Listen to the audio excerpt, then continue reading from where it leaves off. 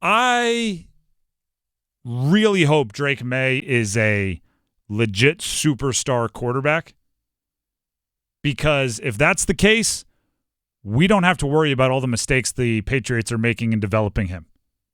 I have this theory that the all-time great quarterbacks are inevitable, right? They raise the franchise. They emerge regardless of the situation they're put in, which is always my argument. And we made this point with Mike Glennon earlier this week. My argument when people say, quarterbacks should sit for their first year, worked for Patrick Mahomes, I always go, well, that's pretty disrespectful to Patrick Mahomes that you think he's Patrick Mahomes because he sat for a year. I'm pretty sure if Patrick Mahomes would have played the first day of his first rookie camp and they named him number 1, he'd be a really darn good quarterback because he's an all-time great quarterback. He eventually would get there. It's like, Aaron Rodgers, he sat behind Brett Favre. I'm like, yeah, but if he were drafted somewhere else, that talent was going to show up whenever he got to play. Then there's this other big group of quarterbacks beneath guys like that. They're the ones who need a situation, right?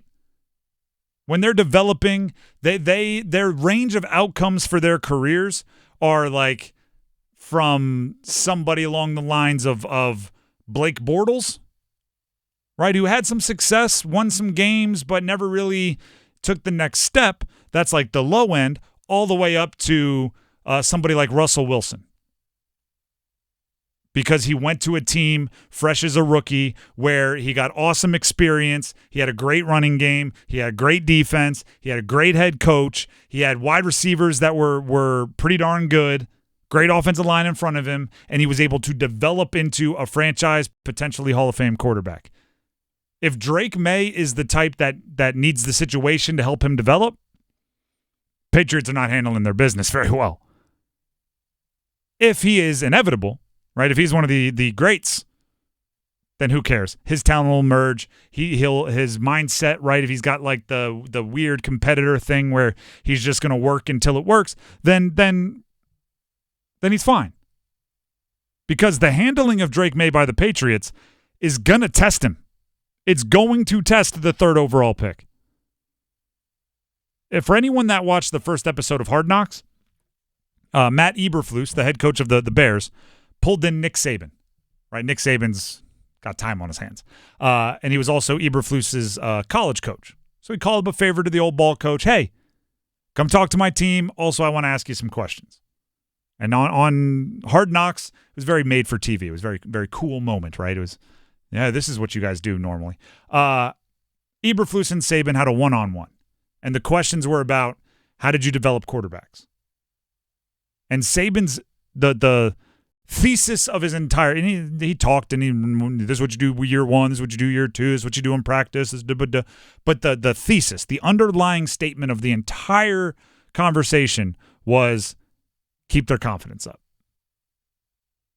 Expectations for someone drafted that high is what Saban was relating to somebody who was a high recruit. You have to keep their confidence high because expectations are so high that if they're even just pretty good, it's going to feel like they're failing. So he said, I never yelled at my quarterbacks in front of the team. I would talk to them. I would ask them questions. We could have those moments where they got it fixed, but I was never going to show the team that they made a huge mistake. Now, if you've watched Nick Saban's career, a few times he threw a headset when a quarterback made a play or two. But that was his advice. Now, Nick Saban, pretty darn good coach, Bryce Young probably thanks him a lot. He says it's all about confidence. Young quarterbacks, early in their career, it's all about confidence. Name one thing the Patriots have done to build up Drake Maye's confidence since he got to New England. It's been leaked through the offseason Hard Knocks that the Patriots were considering trading away the number 3 pick. They drafted another quarterback in the same draft as Drake Maye, Joe Milton, who we'll get to in a second. They brought in Jacoby Brissett, and immediately the coach is talking about, Jacoby's our starter.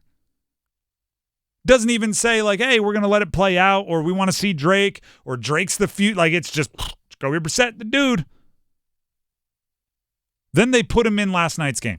Blink and you miss it. One series. They put Jacoby Brissett out there first. Then they put in Drake Maye. Mm-hmm. They give him 3 throws.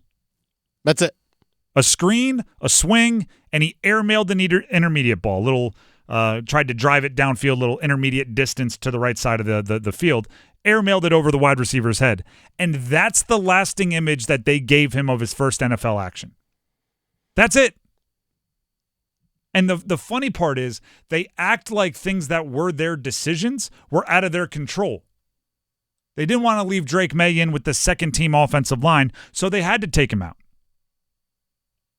You're the head coach. Put the first-team offensive line back in there if you want Drake Maye to get more reps. Drake May's pretty important to your franchise. You just used the number 3 overall pick on him. Only giving him those 3 throws and moving on just again, didn't build his confidence.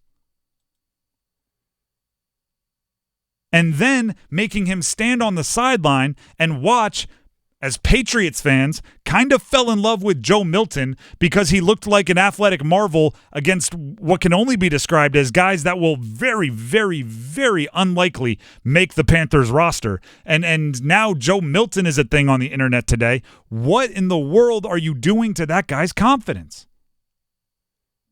Now, again, I hope it doesn't matter, right? Because I don't think the Tom Brady's, the Aaron Rodgers, right? You put that chip on their shoulder, that they're not letting a little bit of lack of confidence early in their career throw them this way or that, right? They're on a heat-seeking missile mission to the top of the league. I hope that's Drake Maye, in which case everything we're saying is irrelevant. But in the off chance that he's not one of like the 10 greatest quarterbacks to ever live, and he is in that next tier that needs to be developed appropriately, the Patriots are not doing their job, at least not through the first month of him being in their franchise. Gerard Mayo was asked about his quarterback rotation, of which all 4 quarterbacks on the roster played. This is what he had to say. Yeah, we wanted to see Jacoby obviously go out there and operate, as well as Drake, mixing them in there with the ones. The rest of those guys like Zappy and Joe, they went out there and finished up the game. Thought they did a good job, but that was kind of the thinking. So next week we go. We have the Eagles, so we'll practice against them, and who knows, the reps will probably change a little bit, and then we'll see what happens in the game. But that was the thought process. Drake Maye, and this is the part that really confuses me. He's your backup quarterback.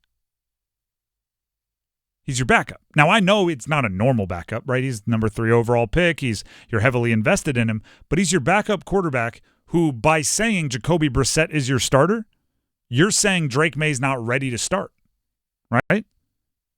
Unfortunately for Jacoby Brissett, whenever Drake Maye is ready to start, he's going to start because he is the number 3 overall pick, right?